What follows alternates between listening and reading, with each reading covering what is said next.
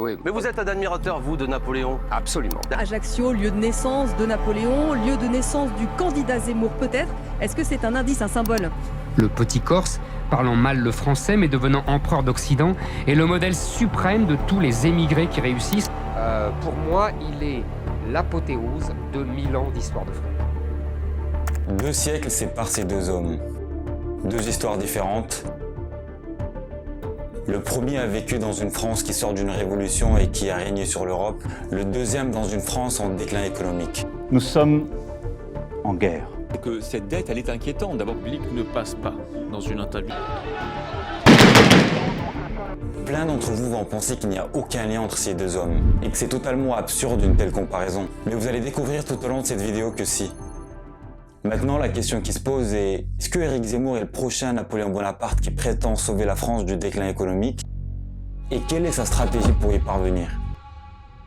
1769, né Napoléon Bonaparte, l'homme qui fait la fierté de la France. Né à Ajaccio en Corse, il ne savait pas alors un mot de français. Le jeune Corse intègre l'école militaire de Brienne. Il fait preuve de remarquables dispositions pour les mathématiques, qui le propulsa à l'école militaire de Paris 5 ans après. Il y devient l'un des plus jeunes officiers, lieutenant à seulement 16 ans.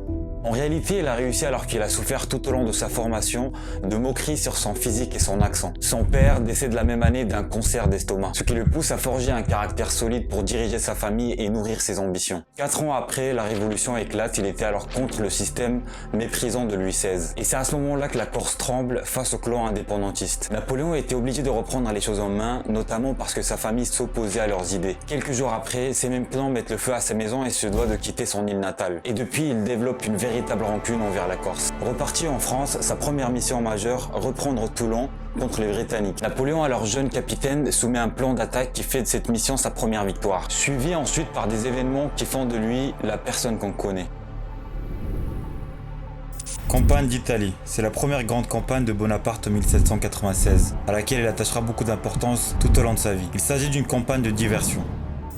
La bataille d'Austerlitz en 1805, alors empereur, c'est la plus grande victoire de Napoléon.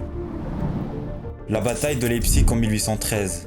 Jusqu'à la Première Guerre mondiale, c'était la plus grande bataille de l'histoire. La bataille de Waterloo, 18 juin 1815, considérée comme l'une des plus célèbres des batailles de l'histoire, qui l'oppose aux armées anglaises et prussiennes. Napoléon, qui rêve toujours de conquérir l'Europe, fait face à une défaite écrasante. Durant sa vie et même après, Napoléon a toujours été idolâtré. L'empereur qui a su réunir les Français. L'un des pionniers de la résistance contre la monarchie française. Après sa mort, toute personnalité politique montante qui prétend sauver la France d'un déclin s'affilia à Napoléon et à ses idées. Entre Napoléon III qui a fait un coup d'état en 1851 et qui a rétabli l'Empire, passant par plusieurs présidents de la Ve République qui en sont très fans, citant François Mitterrand, Sarkozy, Macron, je vous épargne la longue liste. Leur point commun, c'est qu'ils souhaitent regagner l'influence qu'avait la France sur le monde, comme l'a fait Napoléon. L'autre point commun, c'est qu'une bonne partie a échoué. Éric Zemmour, lui, candidat à la présidentielle, ne cache pas non plus son admiration pour ce dernier. Sur un plateau télé, il déclara que son grand-père est Napoléon et sa grand-mère c'est Jeanne d'Arc. Il le cite comme le héros par excellence et identifie le Premier Empire comme étant son moment français préféré. Même son slogan de campagne, l'impossible n'est pas français, est une expression qui vient de Napoléon. Vous le connaissez tous, journaliste, écrivain, chroniqueur et polémiste, Éric ne s'est pas arrêté à juste admirer Napoléon. Après plusieurs recherches, il se trouve que ces deux hommes partagent des points en commun. Retour en 1806, l'année où Napoléon était préoccupé par le rôle des Juifs en tant que prêteurs d'argent. Il voulait restreindre cela pour qu'ils soient plus engagés dans d'autres pratiques pour gagner leur vie. Les Juifs, selon lui, n'étaient pas comme les autres hommes, qu'il souhaitait fortement faire en sorte qu'ils se comportent comme les autres de la communauté. Il a déclaré dans une lettre à son ministre de l'Intérieur vouloir réduire, voire détruire la tendance du peuple juif. Selon lui, pratiquer des activités nuisibles à la civilisation et qu'il fallait arrêter le mal en le prévenant. Il ajouta qu'une fois qu'une partie de leur jeunesse prendra sa place dans l'armée française, ils cesseront d'avoir des intérêts et des sentiments juifs. Leurs sentiments seront français. Beaucoup d'entre vous vont penser que c'est du plagiat, mais c'est une politique qui est similaire à celle d'Éric Zemmour, pour qui l'une des philosophies au cœur de son programme politique est de militer pour une assimilation des musulmans à la culture française, qu'il appelle assimilation intégrale. Le principe demande aux candidats à la nationalité de se fondre dans l'identité française. Il appelle tous les musulmans à s'assimiler et les invite à rompre avec une pratique de l'islam, qui consiste à respecter un code juridique différent. L'islam se sert des libertés françaises pour s'introduire dans l'espace public Éric Zemmour. français. Éric Zemmour. C'est tout le problème Éric français. Zemmour, combien... Selon lui, cela nuit à la santé du pays. Et nous verrons le même schéma se répéter encore. Vous en avez sûrement tous entendu parler ou lu quelque part. Éric Zemmour souhaite rétablir la loi de 1803 sur les prénoms.